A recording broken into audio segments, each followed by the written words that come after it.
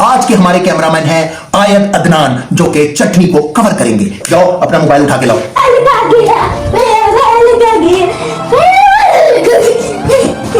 Guys, मामा चटनी बना रही है। मैं आपको खा रही हूँ। चटनी बड़ी मजे की होती है। समोसे के साथ बड़ी मजे से खाती हूँ, बहुत ज्यादा।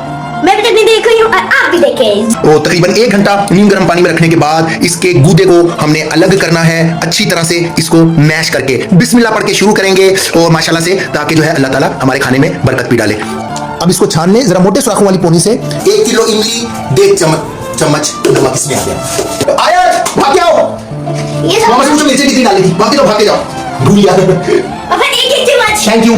तो ये मैंने 1.5 चम्मच डाल दी कुटी हुई, और ये 1.5 चम्मच मैंने डाल दी पिसी हुई लाल मिर्च। ये 1 प्याले जितनी चीनी की हम पूरी चीनी इसमें डाल देंगे। ये डल गई हमारी चीनी। तो मैंने इसको अच्छी तरह से मिक्स कर लिया है। तो आप कितनी रखनी? आयत मामा से पूछो आप कितनी रखनी है?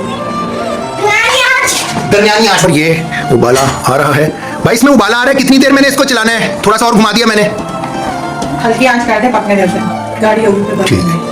लो जी, तो आज हमने चटनी बनाई और बड़े मजे से बनाई। आयत के साथ खेलते भी रहे और चटनी भी बनाते रहे। तो इंशाल्लाह ये चटनी ट्राई कीजिएगा समोसों के साथ। इवन जब चाट बनाए उसके ऊपर डाले, बहुत ही टेस्टी माशाल्लाह चटनी बनती है, बहुत टेस्ट करती है। तो इंशाल्लाह आप भी एंजॉय करेंगे इस चटनी को। और मैं खास तौर पे यहाँ पे शुक्रिया अदा करना चाहता हूँ कि जिन्होंने हमारी चटनी की कवरेज की और कैमरा उसमें इस्तेमाल किया। आयत जी थैंक यू, बहुत बहुत शुक्रिया।